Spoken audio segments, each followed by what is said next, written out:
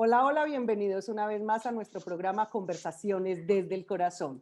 Y hoy con una persona que ya nos había acompañado, un amigo de la casa, y es el doctor Juan David Osorio, médico cirujano de la Universidad CES y además especialista en cuidados al final de la vida. Doctor, qué placer tan rico que esté nuevamente con nosotros.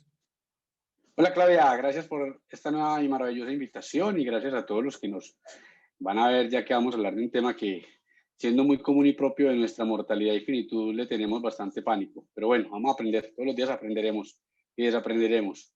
Y de la mano tuya sí que me encanta. Y este tema, no, de verdad que yo creo que vas a llenar una cantidad de vacíos que tenemos, una cantidad de personas con respecto a esto, y más también muchos de los que hemos vivido esta situación dentro de nuestras casas y de nuestros hogares. Eh, la vez pasada habíamos hablado de cuidados al final de la vida y este tema obviamente viene muy ligado porque es sobre la agonía. Doctor, ¿qué es la agonía realmente? Y para mí muchas veces viene implícita como la palabra sufrimiento, pero si están ligados o no.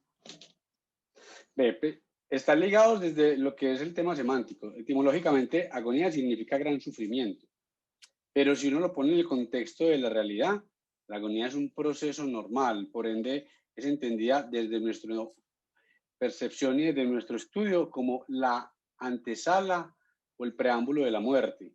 Si lo seguimos viendo desde lo etimológico, todo el mundo va a pensar en agonía como una condición de sufrimiento, lo cual no es real. Es una preparación del cuerpo, la mente y el alma para poder partir o para poder morir.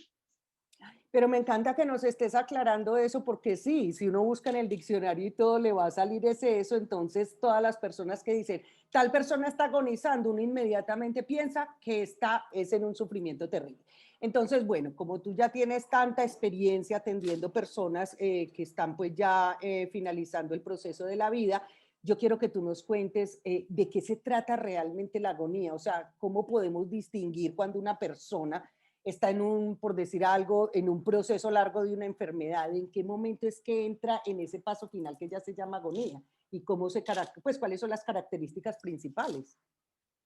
El hecho que la agonía sea la antesala de la muerte, inevitablemente estamos hablando de la última fase de la enfermedad o de la condición accidental que llevó a un individuo a la muerte y no necesariamente de una condición crónica de base, puede ser una condición o aguda por enfermedad o crónica por enfermedad. Crónica no es grave, normalmente las personas asocian cronicidad con gravedad, no, crónico habla de tiempo, tiempo superior a uno, en algunos casos a 3 meses, depende de la literatura, pero en general hablaríamos de cronicidad cuando supera los 3 meses la enfermedad, que eso es diferente a gravedad. Y la agonía es el proceso final de esta enfermedad, independiente de que lleve, en el caso, por ejemplo, una demencia 5, 10, 15 años, o un paciente con cirrosis que lleve 5, 10 años, o un paciente con insuficiencia renal que está en diálisis, que lleve 5 años de diálisis o más, es cuando ya arrancamos el final y estemos en un proceso de, a pesar de lo irreversible y progresivo, de una condición de no retorno. No es que vamos en bajada, sino que la agonía ya es esto, hace una caída prácticamente libre. Entonces, ¿cómo es uno para identificarlo? Pues lo primero, que contemos con una enfermedad grave o una condición grave, en el caso fisiológico, en el caso de alguno de los órganos y sistemas que puedan estar comprometidos. Pongámosle algo particular del día de hoy, un paciente con una neumonía grave por coronavirus, y no es una enfermedad crónica, es una enfermedad aguda, la adquirió la semana antepasada, la semana pasada, empezó con la neumonía, se complicó, eso hace que empiecen a fallar un montón de cosas en el cuerpo y que lo conduzca a una pendiente que es inevitable retroceder. Pero cuando me preguntan qué es la agonía, es que yo realmente tiendo a desmedicalizar el tema de la información y el tema de la explicación de los procesos, porque hay algo que yo le digo y le he dicho a los estudiantes cuando he tenido la posibilidad de acompañarlos, y es que los médicos hablamos en un idioma que es como si habláramos mandarín, donde Colombia el idioma oficial es el español, y la gran mayoría no entiende mandarín, por no decir que todos, porque muy pocos lo hablan. Acá, si yo le hago en mandarín a alguien que no habla mandarín, pues no me va a entender, y si yo le hago el mandarín más sencillo, más concreto, menos que lo entiende, porque de entrada no lo entendía. Entonces, lo que yo hago es coloquializar la información y acercarla a la necesidad del otro. Incluso particularmente, y aquí quiero hacer como un paréntesis, el año pasado, alrededor de febrero o marzo, salió una resolución ministerial donde a los profesionales de salud y a las Mm. instituciones prestadoras de salud están en la obligación de dar por escrito en términos comprensibles para el paciente. Cuando yo hablo comprensible es que yo no le hablo al panadero igual que al carnicero, ni igual que al sastre, ni igual que al carpintero, ni igual que al profesional, ni igual con el especialista. A cada quien. Y eso no lo dice esa resolución. La ley 23 del 81, que es la que rige el tema de ética en medicina, el actuar del profesional médico, dice que nosotros debemos hablar en la capacidad de Mm. comprender del otro. Y es un paréntesis que hago porque me parece fundamental que la gente exija a sus profesionales, llámese médico especialista, enfermero, enfermera, terapeutas y demás, que les hablen en términos que ellos comprendan, porque lamentablemente muchos no entienden qué pasa con su enfermedad y ahí es donde dicen, pero ¿cómo se murió si no nos dijeron que estaba tan grave? No, te lo dijeron, pero te lo dijeron en un lenguaje que no entendiste, que es un error del otro y que por eso es que incurrimos nosotros en algunos malentendidos desde el punto de vista ético y jurídico. Entonces, la resolución dice que nosotros debemos hablarle al paciente la capacidad de comprender y las EPS e IPS, que son hospitales, clínicas y demás, Mm. están en la obligación de decirle al otro cómo se entiende. Y yo normalmente vengo haciéndolo ya hace muchos años, y es hablar en términos del otro. Entonces, cuando me preguntas a mí qué es la agonía y la familia, yo le digo, la agonía es una casa de 2 pisos, donde en el segundo piso cierro ventanas, cierro cortinas, desconecto teléfono, los pacientes empiezan a comunicar cada vez menos, empiezan a desentenderse de la realidad, a abstraerse, incluso en un proceso que se llama replegarse sobre sí mismos, y es que nos metemos hacia nuestro interior, valga la redundancia, y empezamos a mirar más hacia adentro que hacia afuera, hasta que llega un momento en que nos comunicamos muy poco o nos dejamos de comunicar absolutamente, desconectamos teléfono, apagamos la luz del segundo piso, vamos paulatinamente entregando conciencia hasta que renunciamos a la conciencia o sacrificamos la conciencia, depende del camino que uno u otro vaya a coger. O porque el médico, por alguna razón, tuvo que suprimir la conciencia del enfermo. Baja al primer piso, dejamos de usar el baño, ya no vamos dando el cuerpo. Y eso se resume con una frase que idiosincráticamente es muy graciosa y que puede ser guache, pero la voy a decir aquí porque yo la repito y es que como come el mulo, caga el culo. Si yo dejo de comer, es esperable que la persona que está en el proceso de morir vaya dejando de defecar, vaya dejando de dar del cuerpo. Entonces, dejamos de usar el baño, dejamos de dar del cuerpo. Vamos cerrando paulatinamente el agua, vamos eliminando cada vez más poco, volviendo la orina con un olor más fuerte, con un color más concentrado, más oscuro, hasta que muchos o la mayoría cierran completamente el agua y dejan de eliminar. Y no es la razón para que encuentra uno mucho que ponga el medicamento para que orine. Vení, pero él necesita que le pongan medicamento para que orine o necesita que vos entendas que ya dejó de orinar porque no lo necesita, entonces por ende no requiere el medicamento. O métale una manguera por la uretra hasta la vejiga para que pueda orinar. Vení, pero es que si le vas a meter una sonda vesical, no va a orinar porque es que no tiene orina en la vejiga, es que no está dejando de orinar porque no puede orinar, está dejando de orinar porque está cerrando esa vía. Luego vamos cerrando el gas, paulatinamente también vamos cerrando el gas y empezamos a hacer una cosa que se llaman apneas, que para muchos es angustiante y hay una cosa muy charra que me parece a mí, porque el enfermo está haciendo apneas y el familiar es respirando por el otro, mientras el otro arranca, entonces el otro para, arranca, vuelve, arranca hasta que ya para, y no vuelve a arrancar y se queda en una pausa y cierra completamente el gas y ahí baja a la sala y el comedor y apaga sala y comedor, que es corazón y pulmón. Y ahí yo tengo una anécdota muy particular con el tema de las apneas. Cuando la abuela mía murió de cáncer, yo estaba haciendo el último año de medicina, estaba en el internado, que es el año de práctica, y tenía un cáncer avanzado. Pero antes de que estuviera en la fase final y antes de que estuviera ya muy postrada en cama, ella de por sí era de mal dormir y necesitaba tomar pastillas. Y dentro de su cáncer, su deterioro, sus dolores, su mal sueño y todo eso, por la noche llegaba el abuelo mío a medianoche y la veía, y veía que de pronto estaba como pausada y pesada y la chuzaba y le decía, concha, Ah. concha, concha. Y un día la abuela mía llega y se despierta y le dice, ve Guillermo, si me morí, me morí, pero por favor, no me despertes. Y a vos te da risa, pero eso lo vemos con los familiares. Empiezan, Sí. abuelito, abuelito. Y el abuelito, ¿qué hubo? ¿Estás dormido? Sí. Y, ay, es que estábamos preocupados. Ah, pero yo estaba tranquilo, yo estaba plácidamente dormido o plácidamente inconsciente. Entonces, Paramos corazón y pulmón, generalmente para primero el pulmón, porque hacemos la apnea, ya nos reanuda la respiración, el corazón empieza a enlentecerse y finalmente cesan todas las funciones y nos morimos. Con una particularidad que se resume en una frase: muerte certa, hora incerta. Sabemos que se murió, pero no logramos identificar en el momento o en el segundo que se muere. Y eso es relevante, porque si nosotros no logramos identificar ese momento en el cual se muere, eso es información de peso para confiar que si no nos dimos cuenta, significa que el otro se murió en calma, en paz, tranquilo, sosegado y que no sufrió, que es la gran angustia de todos. Pero si no nos dimos cuenta cuando se murió, entonces menos el otro porque no lo sufrió, porque simplemente se apagó. Imagínate. Pero hay algo que yo no entiendo porque, bueno, si uno está dormido, o sea, si la persona realmente está dormida, pues listo, se murió mientras que estaba durmiendo derecho. Pero cuando tú explicas todo eso, todo esto, una persona, por ejemplo, se puede morir con los ojos abiertos. Es decir, están reunidos ahí todos los de la familia y de pronto dijo dos, tres palabras y ya pasaron 4 o 5 minutos que no se dijo nada y no se sabe en cuál de esos 4 o 5 minutos se murió. ¿Aló? Generalmente identifican que ya no está respirando. Hola. Sí, ya. Generalmente identifican que no está respirando.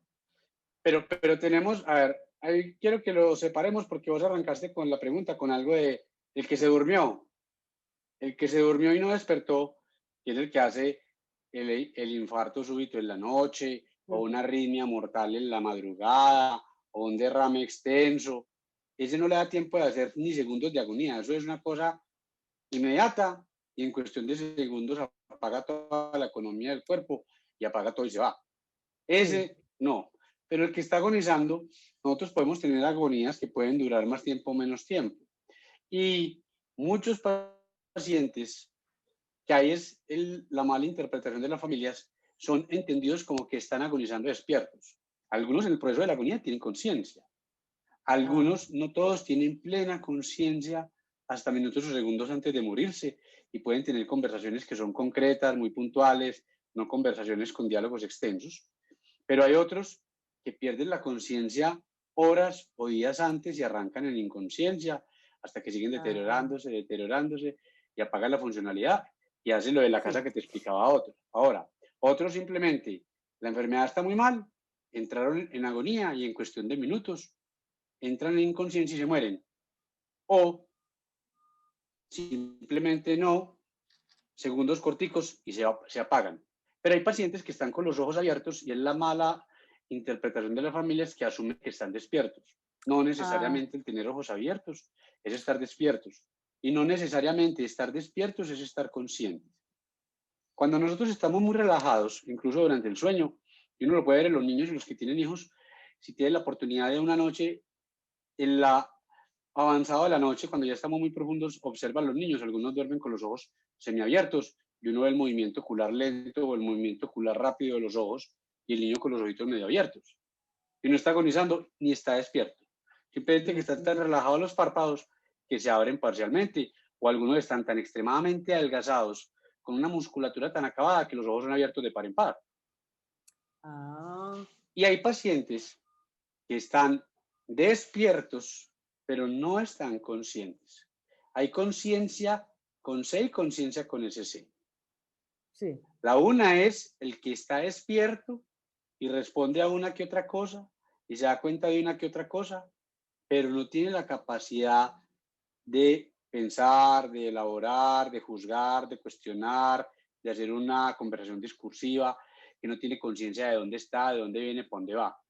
Puede tener conciencia, pero no tiene la conciencia mental de estar ubicado en el presente, de saber de qué pasado viene y para qué futuro aspira que va. Entonces, eso lo ve uno mucho en demencias. Es que está consciente. Y uno le dice, vení, está consciente. Sí, es que me vio esta mañana y supo que soy el hijo. Oye, ¿cuántos años tienes vos? 70. ¿Y tu mamá? 90. ¿Hace cuántos años te conoce? Hace 70. Entonces, ¿cómo te va a dejar de reconocer si te lleva conociendo hace 70 años? Tiene que ser que haga un daño tan extenso que pierda la memoria de 70 años que está distribuida en múltiples bibliotecas. Entonces, el que los reconozca, el que los salude, el que les eche la bendición, el que les dé algunas recomendaciones, no significa que están plenamente conscientes. Significa que tienen una mínima conciencia que les permite estar ubicados en cosas muy puntuales, pero que el grueso son conversaciones eminentemente mecánicas que se vuelven habituales y que no tenemos conversaciones amplias con ellos, que para la familia dicen, está muy consciente, responde como todos los días. ¿Y qué le preguntas? Papito, ¿cómo amaneció? Muy bien, mija, ¿y usted? Ah, bien, gracias. Papito, ya me voy. Ah, bueno, mija, que la Virgen la acompañe. Ah, está consciente. No te está dando la respuesta de todos los días. ¿Algún día le has preguntado, ve, viste lo que está saliendo en las noticias, que en China en este momento construyeron 4.000 habitaciones para aislar personas sospechosas de COVID? Y que el abuelito le diga, ay, sí, mija, lo que nosotros no logramos hacer aquí por desordenados, por descontextualizados, por desubicados en la cultura, ellos lo hacen. Ah, ese abuelito está consciente. El otro le dice, ¿qué pasó? No, sí, no, sí. Ah, no, sí. Eso no es conciencia, es Ah, respuesta a mínimas preguntas con muy mínima conciencia. Y eso hace que las familias interpreten que el otro está sufriendo, porque tiene una mínima ya. conciencia. Para yo sufrir, requiero estar al tanto de todo lo que me está pasando en mi proceso fisiológico, en mi proceso psicoemocional, espiritual y en mi entorno familiar o social. Si yo no tengo conciencia de eso, sino que simplemente estoy a merced de lo que pasa durante el día, haciendo conversaciones muy puntuales y cosas muy mínimas, generalmente no hay sufrimiento. Es una interpretación del afuera. Imagínate. Doctor, tengo una duda. Usted ya lleva muchos años atendiendo pacientes que están al Claudia, final. ¿Aló, no me escuchas? ya, No ahora sí. estoy. Listo. Llevan muchos años atendiendo pacientes en sus domicilios, con las familias y todo. Muchas veces me imagino que has llegado donde un paciente que no está en agonía, pero que por su enfermedad sabe que de pronto su tiempo va a ser corto. Cuando tú los visitas ya cambia como todo el entorno familiar, pero también el de la persona que está conversando contigo y asumen la muerte de una manera diferente, asumen como este momento que es tan doloroso para todas las personas, pero pienso que es más porque no entendemos tantas cosas de la misma. Lamentablemente, en medicina y en las demás áreas afines al área de la salud, incluso los de las ciencias humanas y sociales, como son tan pobres en formación en condiciones de cuidado paliativo, atención paliativa, cuidados de fin de vida, atención de fin de vida, tendemos a especular demasiado y a cuestionar o a criticar desde la ignorancia, desde el desconocimiento y generar mucho terror a los pacientes y sus familias en función de la enfermedad terminal. Caso puntual, paciente con una esclerosis lateral amiotrófica. Señor, es que si usted no se pone la sonda de alimentación se va a morir de hambre. Señor, es que si usted no se pone la cánula de traqueostomía se va a morir ahogado. Falso. Es que, señor, si usted no se hace la diálisis por su insuficiencia renal, se va a llenar de líquido y se le van a encharcar los pulmones y va a morir en la asfixia más impresionante. O el paciente con la insuficiencia cardíaca o con la enfermedad pulmonar, llámese un EPOC, que es la enfermedad del fumador o el bronquítico crónico. Es que si usted no se pone oxígeno a altas concentraciones y si no se conecta a un ventilador, usted se muere asfixiado. Eso es falso, eso es desconocimiento. Si Mm, nosotros entendemos cómo funciona el proceso evolutivo de estas enfermedades terminales y sabemos que disponemos de un montón de medicamentos que le van a ayudar al paciente a estar controlados, ese paciente no se va a morir ni de hambre, ni asfixiado, ni angustiado, ni lleno de secreciones, ni con un delirio que lo aterrorice. Eso nos corresponde a nosotros manejarlo. La cosa es que el que lo desconoce tiende a generar esas angustias. Fíjate que esta mañana me pasó algo que es muy particular. Y no es la primera vez que me pasa, pero esta mañana había un paciente con una demencia muy avanzada, que ya estaba muy limitada, muy encamada. Y el gastroenterólogo que la viene viendo hace años, en diciembre del año pasado, viendo que tenía dificultades para tragar y dificultades para masticar, le dijo a la familia, a su mamá de 97 años, hay que ponerle una sonda de alimentación, porque si no se muere de hambre. Entonces uno llega y le dice a la mamá, vení querida, a la hija, perdón, vení querida, si supuestamente dicen, yo no sé, pero yo no tengo la certeza de eso, pero dicen que llevamos 200.000 años de existencia como hombres inteligentes. Y las sondas de alimentación existen desde mediados del siglo XIX. Y si genéticamente, biológicamente y fisiológicamente nosotros no hemos hecho ningún cambio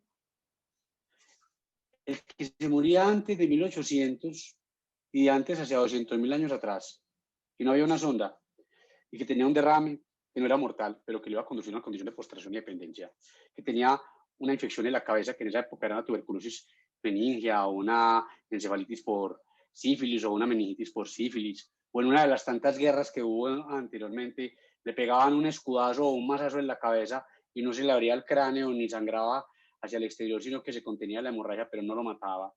O el que le daba una demencia, que eso no ha existido de ahora y no de toda la vida, o le daba un tumor cerebral y no había sondas, entonces de qué se morían. Y la señora se quedaba pensando y me decía, ay doctor, de hambre. Y yo no quería. Se morían de naturaleza en curso. ¿Cómo así, doctor? Y yo, sí, es que el cuerpo no es tan cruel que te quita la capacidad de moverte, de pensar, de ir, de venir, de comer, de masticar, de controlar la masticada y la tragada para que no tragues y respires al mismo tiempo y te ahogues. Y que es tan extremadamente cruel que te va a exponer a una condición de hambre. No, los centros del hambre y los centros de la sed están en el cerebro. Si yo tengo un daño neurocognitivo severo, eso se afecta. Los pacientes no mueren ni de hambre ni de sed, se mueren de un proceso natural, pero en la medicina se mueren de hambre y de sed por ignorancia extrema por parte del conocimiento técnico científico. El que tengamos el recurso no justifica que lo tengamos que usar. Lo que nos falta es aprenderlo. Y como nos enseñan, que era lo que te estaba diciendo al principio de esta pregunta que me hiciste, como nos enseñan a hacer actividades en función de la vida, prolongar la vida, demorar la morida, pelear y enfrentarnos a capa y espada contra las condiciones naturales como son las enfermedades crónicas, que son condiciones naturales y normales del proceso de deterioro y envejecimiento. Y peleamos contra una condición que nos desborda, pero que es extremadamente normal y natural, que es la muerte. No nos enseñan herramientas para no enfrentar la muerte, para no enfrentar la vejez, para no enfrentar las enfermedades, sino para afrontarlas. Por ende, el grueso de la población del área de la salud, cuando se encuentra con un paciente en una condición de esto, lo primero que ve es que está peleando contra algo, contra lo cual hay que vencer, y que indudablemente no vamos a vencer. Pero como no tienen las herramientas para manejarlo, automáticamente utilizan las herramientas que usamos para que la gente viva. Entonces, cuando llegamos al morir, ay, ¿qué hacemos aquí? No, es que yo no sé cómo se maneja eso. Entonces, o lo aprendes, o lo estudias, o lo delegas a otro, o lo remitís a los que nos dedicamos a eso, o simplemente hacen lo que habitualmente hacen, utilizan las herramientas para la vida e intentan obstaculizar el proceso normal y natural de la muerte.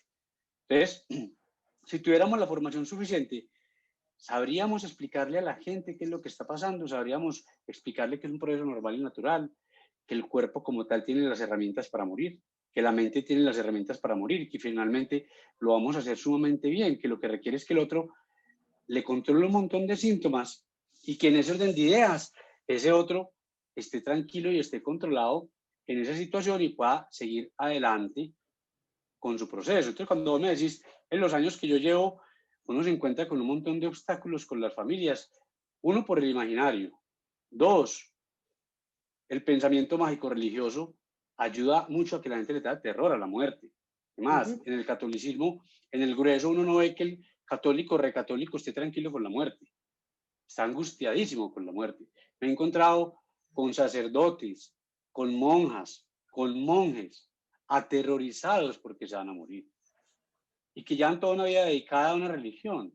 ¿Qué les faltaba? No les faltaba rezar, les faltaba confiar en lo espiritual que vienen predicando, pero que simplemente aprendieron a rezar, hablar, pero lo que necesitaban era orar, conectar su ser interior con el ser exterior que haya en el entorno en el cual cada quien confíe.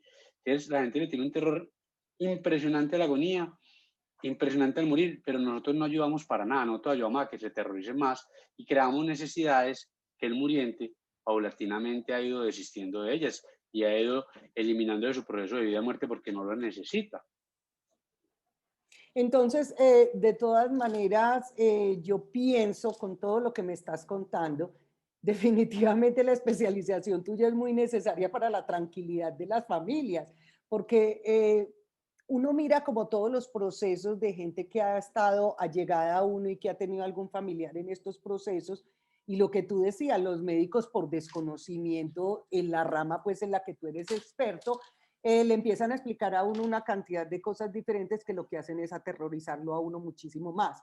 Entonces sí me parece súper chévere porque ahí siento como que cuando tú llegas, ya la familia se torna como en entender el proceso al final de la vida y puede como entregar como ese momento, esa persona que tienen ahí enferma y decir, bueno, vamos a hacer este proceso como lo dice el doctor Juan David y vamos a estar más tranquilos, porque eso es lo que yo digo, por lo menos asumir el final de la vida con tranquilidad y evitar ese miedo tan macho que nos da a la mayoría de las personas, o que a mí me daba mucho antes, ya se me ha ido quitando un poco, pero realmente es un miedo que tenemos, yo creo que el 90% de la población. Entonces me Les parece damos súper chévere herramientas, esas herramientas que tú nos estás les contando y damos todo lo que estás haciendo. herramientas para que confíen, herramientas para que entiendan el proceso como normal o natural, para que entiendan que si tienen el recurso humano para acompañar al que se está muriendo en la casa, indudablemente es el mejor sitio, y que con la información que uno les da puedan sacar las herramientas internas que cada quien tiene para dar el mejor acompañamiento al que está muriendo en esa cama. Total, cuando tú decías ahora al principio que las personas cuando entran en su proceso de agonía, lo que hacen es como una introspección y que puede ser consciente o inconsciente, pero cuando la persona está consciente y ve que toda su familia le dice, descanse ya, pues no se preocupe que aquí todo va a estar bien sin usted, es médicamente hablando, se puede, o sea, esa persona puede como adelantar su proceso de muerte. O sea, se queda como más tranquilo para recibir la muerte.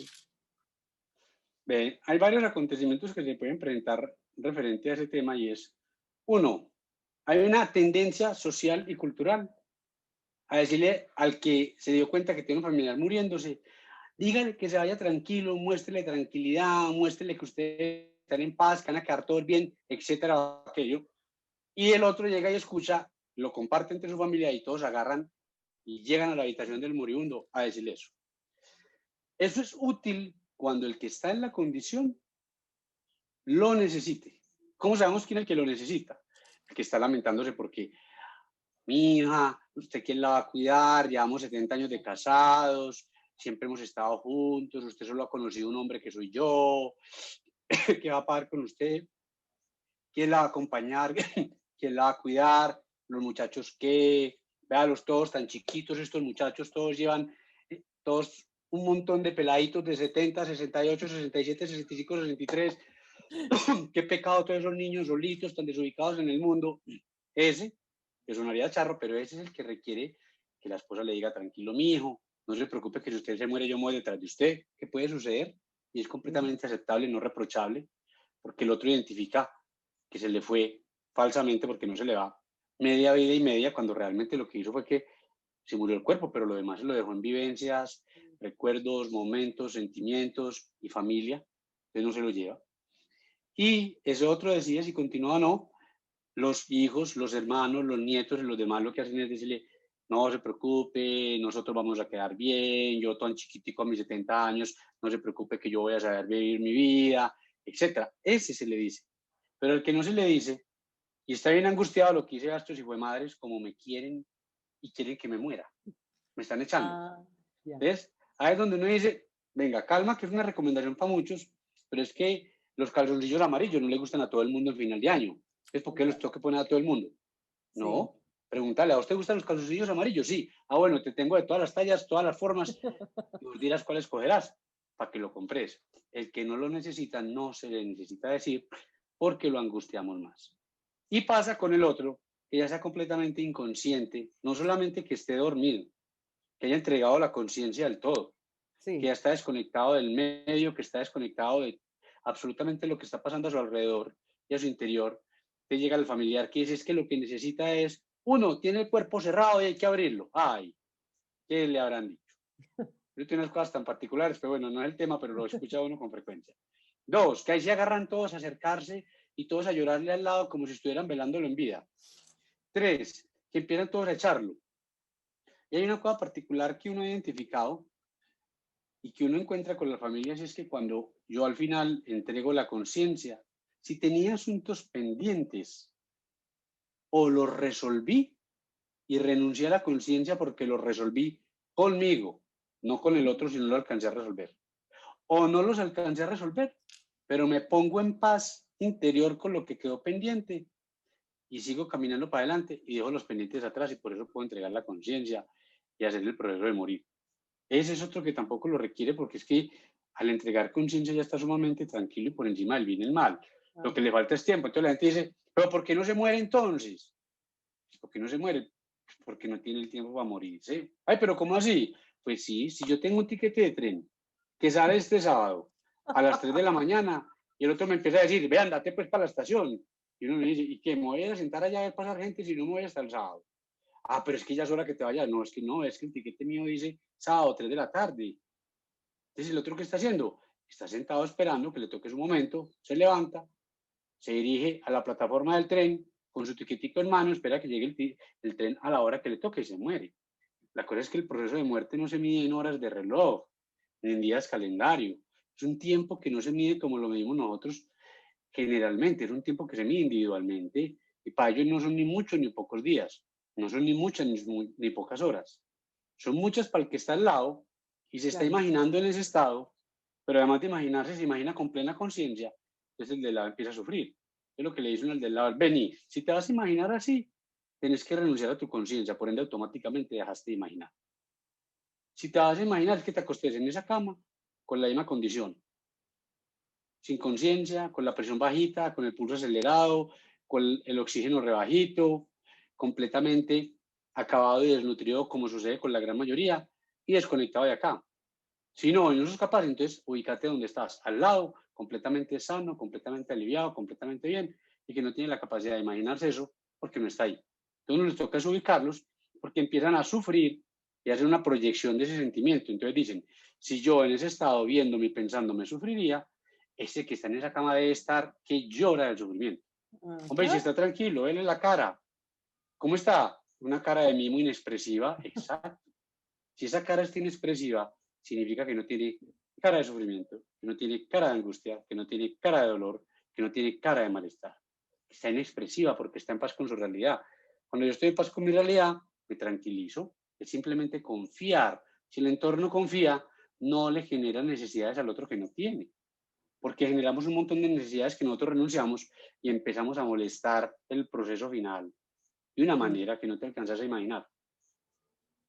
Claro, porque entonces también se le empieza a dificultar todos los procesos a la persona y a usted como médico. Lo que ha hecho en una visita se lo desbaratan todos los familiares y tiene que volver para poder organizar las cosas.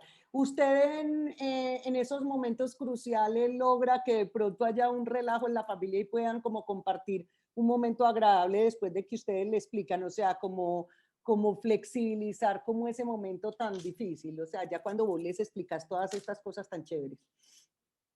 Sí, porque es que, a ver, hay una cosa que es muy llamativa, y a lo que hablábamos ahorita, en la falta de formación. Ujú. Un gran número de médicos que llegan al domicilio, si no tienen la formación y el conocimiento, lo que hacen es que medicalizan una condición normal y natural.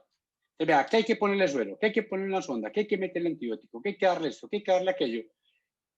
Y uno esa parte la tiene tan obviada porque entiende que no son necesidades, pero la familia no, uno sabe que no es obvio para la familia, que Ujú. nosotros lo que hacemos es describimos minuciosamente, de manera detallada y desde lo coloquial, qué explica cada uno de esos procesos que está viviendo el que está muriendo, para que el otro se adapte a eso. Yo no sé si la vez pasada lo hablamos, pero voy a mencionarlo en este momento. 4 animales que hacen 4 pasos antes de morir. Sí, Y no sí, voy lo a hablamos, comparar el pero rico, muriente. rico que lo Ah, bueno. repitas. Y no voy a comparar el muriente con los 4 animales, sino con el proceso, siendo nosotros animales humanos y los otros animales no humanos. Mm. Caballo, vaca, perro, gato. El caballo y la vaca antes de morir se alejan del grupo. Generalmente buscan una sombra debajo de un árbol. Y el perrito y el gatico se aíslan, se van por una esquina. A nosotros nos pasa igual. Nos desinteresamos por lo que pasa fuera de la casa, luego nos desinteresamos por lo que pasa adentro de la casa, luego nos desinteresamos por lo que pasa en la habitación y queremos estar calladitos, ensimismados, en un mutismo, pero en calma. Sí. Pero el que llega es extremadamente inquieto y extremadamente hablador. Entonces no tolera que el otro esté dormido, sino que lo quiere estar despertando. Eso es como yo le digo a las familias, es como cuando nosotros viajábamos a la costa hace 35 años en uno de los buses, no voy a mencionar marcas, de los dos grandes buses que llevaban a la costa, y uno viajaba de noche, porque viajar de noche es muy bueno, porque uno, no paga una noche de habitación, dos, no se pierde un día de playa, Sí. y tres, duerme en el bus. Entonces uno llegó y dentro de los que nos fuimos, yo fui el impar. Entonces no me tocó irme acompañado de ningún conocido y se le sienta a uno al lado la señora o el señor que no duermen y que sufren de insomnio y no duermen en el bus. Y arrancó el bus a las 10 de la noche y a las 10:30 ya está uno vea Sí. roncando. Y el señor, ay, oiga señor, ¿y usted para dónde va? ¿Para la costa? Sí, sí señor, voy para la costa. Ah, ¿para qué parte? Para tal parte. ¿Y usted? Para tal otra. Ah, ve, ¿usted por qué viaja de noche? Señora, yo viajo de noche porque no va a pagar la habitación de esta noche. Me gusta dormir de noche y en un bus duermo lo más de bueno. Entonces, para poder llegar en la mañana dentro de 12 horas, despierto listo para bañarme, arreglarme y andarme a pasear en la costa. Ah, ¿cómo así? Ah, bueno, lo voy a dejar dormir. Pasaban 20 minutos. Ay, señor, ya pasamos por Matasanos. Es que a mí me da un susto cuando pasamos por Matasanos. Eso que se vaya uno por un volado. Señora, ¿se acuerda que le recomendé que yo venía a dormir y que por favor me deje dormir porque a mí me gusta dormir de noche para llegar descansado? Ay, sí, señor, perdón. Y se vuelve uno y se duerme y a la hora le pregunta cualquier otra cosa. Así nos pasa a nosotros cuando estamos al final, estamos en el paseo, estamos viajando de noche para poder dormir y todo el que llega, mamá, ¿cómo estás? Estoy bien, pero estaba durmiendo lo más de bueno y me despertaste. Mamá, ¿sabes quién soy yo? Claro, boba, te reconozco hace 45 años. ¿Cómo no voy a saber quién sos vos? Para nada las Sí, cosas, claro. así es. Pero vos te reís, pero es que eso es el día a día. Entonces, mamá, ¿estás bien? Pues sí, es que estaba también que podía estar dormida. ¿Quieres comer algo? Pues ve, estaba dormida porque no tenía hambre, entonces por eso no me necesitaba despertar, pero me despertaste. Entonces, primer paso, nos aislamos.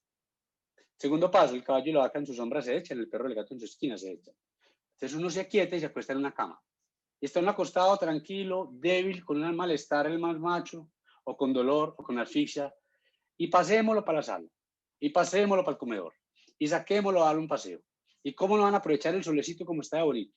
Hombre, si yo ya me he aguantado 42 años de solecitos, yo no necesito un solecito más. Ya me los aguanté todos. Entonces empiezan a generar necesidades que no, y uno les dice, déjenlos quietecitos. No, eso es injusto. ¿Cómo vamos a dejar al papá o a la mamá o al abuelito o a la abuelita tirado en una cama? No, no está tirado, vos lo estás interpretando. Está acostado en su cama. Tercer paso, que es una de las grandes peleas que tenemos nosotros con las familias. Peleas, pues, desde el Sí, diálogo, pues no discusión como tal. sí. Caballo acá dejan de comer pasto, salvado, melaza y cebada. Y si le llevamos comida al perrito del gatico, o le olfatean o se alejan hacia otro rincón sacando el cuerpo a la comida. Dejamos de comer. Cuando nosotros nos estamos muriendo, no nos morimos porque no comemos. Dejamos de comer para podernos morir. Pero esos todo el día lo despiertan o la despiertan y le ofrecen y le traen y venga esto y aquello. Y uno les explica, vení. Ellos se comportan como las embarazadas. Los sonidos más estridentes, la luz más resplandeciente, el tacto más brusco, el sabor más fuerte y el olor más fuerte. No les provoca. Entonces, ¿se va a morir de hambre? No. Dejan de comer para que el cuerpo se deteriore, para que pueda morir. Entonces, ¿qué hacemos? Adaptarnos. Si están tranquilos, nos adaptamos a ellos y en función de esa adaptabilidad no los vamos a violentar ni a vulnerar. Yo no le ofrezco nada. Cuando despierte le ofreces. Y si no quiere, respetás. Y cuarto paso, caballo, vaca, perro, gato y nosotros dejamos de tomar líquido. Pero la insistiera, vea, tome, o vea, hay que ponerle un suero porque es que se deshidrata. Sí, al final nos deshidratamos, pero eso es normal y cuando nos deshidratamos también concentramos los medicamentos y las sustancias que producimos internamente para control del dolor. Y si nos deshidratamos, nos mantenemos más quietecitos y hacemos un montón de procesos que son normales y naturales. Pero el otro quiere imponer, interferir, intervenir, cuando la lectura es muy clara, el cuerpo es naturalmente muy claro en lo que requiere y no requiere, y si nosotros no nos adaptamos, entonces cuando el médico domiciliario llega, muchas veces llegan a imponer un montón de cosas, cuando uno llega, esa parte de manejo de síntomas no es la parte grande de la conversación, es más la parte psicoemocional, espiritual y familiar, que intenten entender que es un proceso normal y natural, que no lo va a hacer menos doloroso ni menos triste, pero sí va a ser menos angustiante y menos Sí, complejo para ellos y para el que está en la cama, que confíen en las herramientas que tienen. Fíjate que yo le digo a la gente, cuando están muriendo, doctor, y eso va a ser muy doloroso, y va a sufrir mucho. Y yo les cuento una historia, yo les digo, cuando ustedes llegan a este mundo, no me acuerdo si la vez pasada lo conversamos, pero vuelvo y lo pongo. Cuando Claudia llega a este mundo, te dicen, Claudia, toma esta cajita. Y vos decís, ¿eso para qué? Ese alguien o ese algo que te lo da no te dice nada. Ve, querida, no seas chismosa, guárdala que la vas a necesitar después. Entonces vos cojas la cajita y la guardas en un rincón del alma, como dice la canción. Cuando llega tu momento final, ese algo o ese alguien te dice, Claudia, Dios, ¿qué hubo, qué hubo, qué hubo? Vení, ¿qué pasó? ¿Te acordás de la cajita? Ah, si eso está guardado en un rincón del alma, sacala que la necesitas. Te voy a llegar a sacar la cajita, la desempolvás, la tienes ahí y te dice, ¿y ahora qué? Ahora sí, sacia tu curiosidad, abrila. Cuando vos abrís la cajita, yo le explico a las familias que la cajita tiene 3 espacios. Para muchos solo están ocupados 2, para muchos están ocupados los 3. En el primer espacio hay un libro pequeño, forrado en cuero, con una rúbrica dorada y una letra extremadamente bonita que dice Manual de Usuario del Cuerpo. Ese algo, ese alguien te dice, léelo. Entonces vos empezás a abrir el librito, pequeñito, con hoja de arroz, así como las Biblias de eso que tienen como 3000 hojitas, y vos pasas hojita por hojita, y ahí te dice cuándo naciste, cómo fue tu nacimiento, cómo te comportaste en el parto, cómo ha sido tu infancia, tu adolescencia, tu adultez, tu envejecimiento, las enfermedades que trae, los problemas físicos que has tenido, los problemas físicos de las enfermedades, los traumas, las fracturas, los accidentes, las cirugías y todo. Y al final hay una hoja que dice, Claudia, tranquila, confía, tu cuerpo sabe morir, simplemente necesita que confíes en él, porque sabe morir. Y hay una frasecita después, postdata, consulta el siguiente tomo. Te voy a llegar, guardas ese, sacas el segundo librito, y en el lomo también en letra dorada dice Manual de Usuario de la Mente. Cuando vos abrís ese librito, te encontrás que está descrito todo como ha sido tu desarrollo psicoevolutivo y neurocognitivo, en videos tal cual los libritos de Harry Potter, que son videos e imágenes con movimiento, te muestra cómo han sido tus vivencias, tus recuerdos, tus momentos, tus historias, tus acontecimientos, tus tristezas, tus alegrías, tus rabietas, tus frustraciones, absolutamente todo lo que ha pasado con tu mente y tu pensamiento. Y en la última paginita dice, busca en el siguiente espacio. El tercer espacio que te decía ahorita, que puede estar ocupado o no, es el manual de usuario del alma. Cuando vos abrís el manual de usuario del alma, te encontrás con algo particular.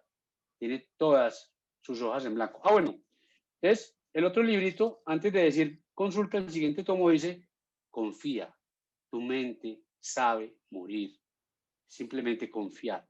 Por eso es que al final la gran mayoría renunciamos a la conciencia, nos adormilamos y nos vamos muriendo, porque la mente sabe morir. Y hay que los apegos sean una condición que no necesariamente sea un obstáculo, tarde o temprano, o lo resolvemos como te decía, o los dejamos y nos ponemos en paz con ellos. Cuando ves el manual de usuario del alma, del espíritu, de la luz, de la esencia, de la energía, para que no digamos que estamos aquí sesgados con el tema religioso, Sí. vos abrís el librito y pasas página por página y está completamente blanco, en blanco, vacío. ¿Sabes por qué? Porque el alma, la luz o tu esencia tiene todas las herramientas para comprender que el morir es simplemente una transformación, una transición, entonces no hay de qué preocuparse. Si vos confías en eso, que es lo que le decimos a las familias y a los pacientes, ellos se relajan, se tranquilizan y empiezan a confiar en lo que creen, en lo que piensan, en lo que han vivido, hacen una revaloración de su vida, sopesar las cosas buenas por encima de las cosas malas o regulares, entender que lo que lograron está bien, entender algo que yo digo en una frase y es que la vida no nos alcanza para hacer todo lo que queramos, pero sí para estar satisfechos con lo que logramos. Y logran encontrar paz en eso, y empiezan a confiar y se entregan. Y ahorita os preguntabas que si eso acelera o no acelera. Hay una frase que dice que uno no se muere ni la víspera ni después. Y ve, yo me he dado cuenta que uno se muere antes o después. Sí, eso Muchos es nos porque... morimos en el momento que toca. Sí. Muchos nos morimos en el momento que toca. Pero hay pacientes que se mueren antes. ¿Cuál? El que decidió tirarse de un vacío por un volado y se suicidó. No tenía ninguna enfermedad, no estaba a punto de morirse, pero por cuenta propia decidió terminar la vida por su propia mano. El que opta por una eutanasia, el que opta por un suicidio asistido, ese se fue antes. que es que tenía un cáncer y como tenía un cáncer avanzado no quería llegar a lo más final y optó por una eutanasia. Entonces tomó la determinación de morirse antes. No se murió por el tiempo de la enfermedad. Hay quienes se mueren después. Vos vas saliendo en este momento de tu casa, en el cruce de un semáforo te encontrás con un motociclista imprudente que se comió el peatonal y vos no tenés la costumbre de mirar si viene moto o no, sino que pasas emberracada a la calle y ¡pin! Te tumbó la moto, hiciste un trauma, el más macho, te quebraste 5 costillas, te quebraste una mano, te quebraste un pie, hiciste una hemorragia cerebral, pero estabas al lado del Pablo Tobón o al lado de un hospital grande como el San Vicente, te ingresan allá. No estoy haciendo propaganda ni proselitismo Sí. político. Llegaste a una institución grande, aunque el pedazo lo puedo borrar. No, Llegaste tranquilo. con una... Llegaste con un trauma grande, pero te encontrás con un montón de subespecialistas que en Sí. cuestión de las siguientes 48, 72 horas resuelven la gran mayoría de las condiciones mortales y lo que era eminentemente mortal, sin ese recurso, lo volvimos una condición letal pero reversible. Y en 6 meses estás otra vez cruzando la calle poniendo atención porque ya pasaste el chasco de un motociclista imprudente. Entonces ve que si nos podemos morir antes o después. Sin embargo, en el paciente que está en esta condición, y hace poco yo hice un video que subí a las redes y yo le pongo, cuando la mente o el alma se sintonizan para morir, el cuerpo se sincroniza para morir. Hay pacientes que entienden su condición, que están en paz con esa realidad, que renuncian a muchas cosas, se entregan y se dejan llevar. Ve, y hay pacientes inconscientes que están ellos en la habitación solitos o con un solo familiar cuidándolo. Uno se va para la sala, para el comedor o para un estarcito de la clínica a conversar con la familia. Y después de que uno conversa con la familia, pareciera, no lo dirá la ciencia ni la medicina, pero lo he experimentado muchas veces, Sí. pareciera que el paciente estuviera ahí en esa reunión viéndolos a todos y cuando ve que todos están tranquilos, receptivos, condescendientes, entienden y aceptan la condición, en los siguientes minutos u horas se muere el paciente. Increíble, Y sí. una cosa muy Es que bonita. es tu experiencia, es que es tu experiencia, porque es que una cosa es lo que yo piense, lo otro que lo que digan las otras personas, pero es que tú eres el que está viviendo los procesos con una cantidad de familia y es el que te das cuenta de eso. Entonces me parece tan bonito eso que estás contando, porque sí es como llevarle paz a esa persona que está en sus últimos momentos y a toda su familia. Pero es que la paz no la llevamos nosotros le damos las herramientas para que la encuentre donde está. Hay una cosa que yo hablo sobre el tema de Dios, es que nuestro pueblo occidental, específicamente en los países, tendemos a decir lo que es una creencia en algo espiritual. Recuerde que usted tiene una partícula divina en su interior que se llama Claudia Durango, que se llama Juan David Osorio. Ujú. No le pida al Dios de afuera, porque Él ya le dio todas las herramientas y las tiene adentro para que usted las busque y las utilice. Si usted le pide al de afuera, el de afuera le dice, hombre, pues que me estás pidiendo más y ya te lo di todo. Búscalo adentro. Hay que viajar al corazón, buscar en nuestra esencia, en nuestra divinidad, todo lo que le pedimos al de afuera, que ya no lo dio. Por eso es que la gente dice, pero es que Dios no me escucha. No, sí te escucha. Es que vos no escuchas ni confías en lo que tenés. Si vos confías en eso, Ujú. confía que todo está muy bien y todo va a terminar muy bien. Claro, la paz invulnerable está dentro de nosotros, pero cuando hay un profesional como tú que vienes y nos entregas una cantidad de herramientas, ya creo que es muy difícil que una persona diga, no, yo no le voy a parar bolas a este doctor porque yo quiero seguir sufriendo, sino que ya uno dice, esta Sí los persona hay, sabe, sí, cómo así, doctor. Sí. específicamente del área médica. Claro, Ah, cuando nosotros bueno, tenemos una formación sumamente conservadora, sumamente ortodoxa, que creemos que todo lo explica la ciencia, que creemos que todo se resuelve con técnica y con conocimiento médico, lo que te estoy contando que es simplemente observar lo natural sí, y que no es más allá de lo que la medicina debería entender, empiezan a hacer y hacer y hacer y hacer y a obstaculizar la moría del otro y no alargar la vida, demorar la muerte y agregarle más malestar, más disconfort, más sufrimiento a él o ella y a su familia para llegar al mismo punto, que se va a morir. Es una cosa tan particular como los medicamentos que utilizamos para las enfermedades crónicas. Yo no he visto, pero puede haberlo, pero yo no lo he visto en lo mm, particular, el primer subespecialista que le diga al paciente, hombre, ya que vos estás tan limitado, ya en una silla o ya en una cama, que te tiene que traer a una camilla acá, para todos los medicamentos de las enfermedades crónicas, porque es que indudablemente ya estás haciendo curso. Entonces, nosotros, ¿qué intención tenemos de intentar parar enfermedades cuando lo que te está pasando es que te está muriendo? Entonces uno le pregunta a las familias, venga, su papá que está con esa enfermedad tan compleja, perdió la autonomía, la independencia, la calidad de vida, el bienestar, ¿qué es lo peor que le puede pasar? Ay, lo peor que le puede pasar a mi papá es que se muera. Bueno, y vení, ¿y qué es lo mejor que le puede pasar? Ay, lo mejor que le podría pasar es que se muera. O sea que lo mejor es exactamente Sí, igual que lo peor, sí. sí. Entonces, ¿por qué tememos los profesionales suspender medicamentos? Que porque es que si no, entonces las enfermedades van a presentar complicaciones. Hombre, es que las complicaciones no las pusimos de afuera, las pone el adentro y llegará un momento que el adentro está dando la orden de terminar. ¿Por qué obstaculizar? ¿Por qué no dejar fluir? Entonces, para muchos que son extremadamente ortodoxos, Mm. que son de pensamiento obtuso y sumamente cerrado, no intentan decir, vení, vení, vení. Pero es que hay cosas en las cuales puede que estemos muy equivocados y que es que el proceder no sea seguir medicalizando, medicalizando, medicalizando, estudiando, estudiando, estudiando, tratando, tratando, tratando, ¿no? Lo que necesitamos es hacer la parte de la medicina que es más arte que técnica, dialogar, Ujú. acompañar, explicar, enseñar, aprender y sobremanera cuidar y tratar los síntomas que sean molestos para el paciente, pero dejar de interferir en los procesos naturales que ya están mostrando que indudablemente vamos en franca picada.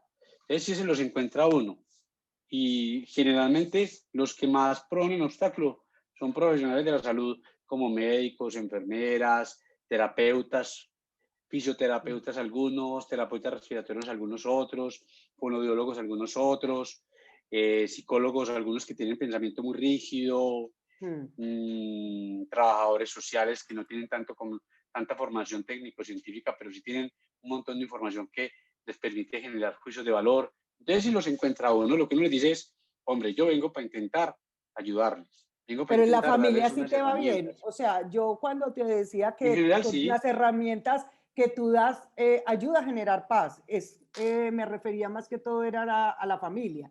O sea, después de una visita pero tuya, tú cuando, ves el cambio de los familiares y del sí, paciente. pero a Bueno, lo que yo digo es que cuando hay un familiar del área de la salud, ese muchas veces es la piedra ah, en el ya, zapato ya, del ya. que está en la cama. Sí, claro. Y no faltará el familiar que no esté de acuerdo porque tiene conflictos de interés con ese que está en esa cama, o por asuntos pendientes, o por Mm. apegos que sobrepasan los extremos de lo normal y se vuelven extremadamente patológicos, entonces que no toleran. Ve, alguna vez vi yo una señora por encima de los 90 años y un esposo muy contemporáneo a ella, y la señora llevaba postrada en una cama y estaba así, literal, doblada por Sí, una demencia terminal, en los sí. huesitos, parecía un nazareno con las úlceras en todas las prominencias óseas. Y el esposo le decía a los hijos, ella no la pueden dejar morir, yo no lo permito, primero Ah. me tengo que morir yo. Y obligaba a los hijos a que le hicieran todas las intervenciones posibles para postergar el proceso de morir. Entonces ve que hay Duro. situaciones, conflictos económicos, es que el hijo soltero o solterón, el viato o la viata, el que ha tenido procesos de alcoholismo, drogadicción, que no tiene una pensión, que no tiene un salario, que los hermanos no lo sostienen, pero vive de la pensión de la mamá o el papá. ¿Cómo me van a dejar morir mi papá si se me va a acabar el chorrito? Mm. Es que yo dependo de la plata del otro. Si se muere, el papá ya se murió, entonces la pensión se pierde y yo no estoy interdicto. Entonces hay muchos conflictos de interés psicoemocionales, espirituales, que ahí diría yo que es entre comillas, Sí. familiares complejos por situaciones de carácter administrativo, económicos, que presionan para que se hagan cosas para que se mantengan. Y mucho de lo que uno ve en las novelas venezolanas o mexicanas con esos pacientes enfermos, eso se ve Sí. acá en la vida real, eso no es tan lejos de la realidad. Acá se ve y no es tan raro verlo. Ah. Entonces, Sí, sí, sí lo ajá. encuentra uno. En general son muy receptivos, no faltará el uno que otro que no. Sí. No, muy chévere todo lo que nos has contado, pero yo ya para cerrar el programa sí quiero que nos hables de un tema que en lo personal a mí me ha generado sí, como miedo, y tú me decías ahora que solo era el nombre, y es que quiero que nos hables sobre los estertores de la muerte. O sea, a mí hasta el nombre me parece terrorífico, pero lo poco que entiendo es que el pulmón está tan congestionado, no sé pues si estoy diciendo cosas que son ciertas, no es nada que ver con el pulmón, como que toda esta parte No, se llena y no puede, y estoy tan débil para toser, o eso fue lo que yo leí. Entonces que entonces hago ve, unos ruidos raros. normalmente, acuérdate de lo que hablábamos de la casa de 2 pisos. Sí, Cuando nosotros estamos finalizando, empezamos a bajar los signos vitales. Y una de las grandes recomendaciones que uno da a las familias, a los cuidadores, si hay auxiliares de enfermería o gerontología, es no tomen signos vitales. ¿Por qué? Porque la presión va a bajar. Y si uno tiene una presión de 70-30, 60-20, el paciente está consciente o está inconsciente, está tranquilo. Ese no es ujú, el problema de la presión, está apagando los órganos progresivamente. sí. Que es que la saturación de oxígeno en el dedo da bajita. Entonces uno dice, listo, la saturación da bajita, pero ¿cómo está respirando? No está respirando pausado. Listo, entonces, ¿qué cambio la saturación? Y si la saturación diera al 100% y está respirando a 60 por minuto, o sea, está volado. Entonces, ¿qué? Mm. Está respirando, está saturando normal, pero está asfixiado. ¿Qué hacemos? Nada, es que está saturando normal. No, está asfixiado, resuélvale la respiración. No se preocupe por la saturación, es que al final no lo requiere. Entonces, Ya. si bajamos la presión, dejamos de orinar. Si dejamos de orinar, no hay que forzar el riñón para que orine, no hay que meter una sonda para que orine. ¿Qué es que Sí. dejamos de dar del cuerpo? Claro, porque no está comiendo, pero también disminuimos la circulación en el intestino y el intestino se lentece, que no vamos a dar del cuerpo. Es que lentecemos la respiración, claro. Es que empezamos a perder conciencia y vamos dejando de tragar. Y si dejamos de tragar y estamos tan extremadamente profundos que no sentimos que tenemos moco o saliva en la garganta y por ende no lo necesitamos toser porque Mm. estamos tan sollados. Si no tosemos, ese moco y esa saliva se queda en la garganta y cada vez que entra el aire, ronca, y cada vez que sale el aire, ronca. Antier me Ah, contaba una familiar de un paciente algo que es muy semejante a esto. Me decía, ay doctor, es que lo que le pasa a mi mamá es parecido como cuando uno le meten ese aspirador en la odontología, eso suena como... Entonces le ah, decía, sí, ¿por qué suena así? Porque está chupando aire con saliva y la saliva genera una obstrucción parcial en el tubo, entonces genera un ronquido. Lo mismo pasa en la garganta. Cuando yo tomo el aire y hay moco que obstruye la garganta, produzco un ronquido, entonces el moco vibra y hace... Y boto el ya. aire y vuelve y vibra. Entonces, por eso se genera el ronquido de la muerte o el estertor del moribundo, porque está tan sollado que dejó de tragar, que no necesita tragar y produce un ronquido. Entonces, uno lo que hace ahí es aplica medicamentos para secar las secreciones Ya. o eleva la cabecera de la cama a 45 o a 60 grados para que por gravedad el mocos baje hacia el estómago Mm. o los acuesta de lado tendiente hacia adelante para que por gravedad el moco salga a la sábana y disminuye los estertores. O le dice a la familia, aspírelo. Yo normalmente no recomiendo aspirar porque cuando estamos aspirando traumatizamos la garganta y en una garganta traumatizada produce más moco, entonces aumentamos más el estertor. Ya. O simplemente mire la cara. ¿Cómo está la cara de la abuelita? No, está roncando muy horrible, eso parece que le pegaran con un palo a una lata toda la noche, pero eso es aterrador, pero la cara está tranquila. Bueno, entonces está tranquila. Pero ese ronquido, ¿cómo está la cara? Está tranquila. Bueno, está tranquila. Intenta ignorar el estertor, bajar el volumen al estertor y ubícate en la cara. Que la presión Entonces está el bajita. ¿Y cómo estertor, está la cara? Juan David, entonces el estertor no afecta tanto al paciente, sino a los familiares que nos asustamos con esos sonidos. Es simplemente eso. Cuando estás estertoroso, estás inconsciente. Es como cuando te acostas con tu esposo y está roncando como un hipopótamo y le das un codazo porque te despertó. Ese hombre se da cuenta del ronquido, ni siquiera porque se da cuenta del ronquido, porque le pegaste un codazo para que se despierte porque no te está dejando dormir. El que está Ya. roncando está plácidamente dormido. Es la necesidad del otro que asume que uno lleno de esto, uno tiene unas ganas de gargajear o de Sí, desgarrar o de toser, y cómo será uno sin poder hacerlo, cuando el otro está completamente relajado. Entonces, tiene un increíble. nombre muy feo, pero es Sí. una cosa muy charra. Oíme, lo que más me gusta de hablar contigo, Juan David, es que con estos temas que estamos hablando y podemos reírnos, podemos como quitarle como también ese misticismo que tiene esta cosa y poder como bajarle esa angustia que nos puede producir en el caso mío de las personas que nos estén oyendo, que sabemos que hay un camino y que con lo que nos estás explicando, entonces ya entendemos. que morirse tampoco es una cosa de terror, ni que cuando uno está en agonía es que esté sufriendo, porque para eso hay especialistas como tú que nos van a ayudar o le van a ayudar a la persona que esté en ese proceso. Entonces, pues me encantó conversar contigo, pero antes de irnos, si quiero que nos recuerdes las redes para que si alguna persona de las que nos está viendo necesita tus servicios o quiere hablar contigo o miles de cosas o para recomendarte, pues sepan cómo acudir a ti. Ah, ve, me pueden buscar en Facebook, en Instagram, en Twitter, en Pinterest, por numeral cuidados al final de la vida, numeral cuidados al final de la vida. Y ahí encontrarán videos, libros, documentos que les servirán para ayudarse en el proceso de enfermedad terminal. E incluso ahí encuentran el WhatsApp mío, que en todas las redes está, por si en algún momento requieren contactarme. Será un placer poder ayudarles en el proceso final del ser querido, del familiar. Te agradezco muchísimo, muchísimo, de verdad fue un placer para mí tenerte en conversaciones desde el corazón. Gracias a ti.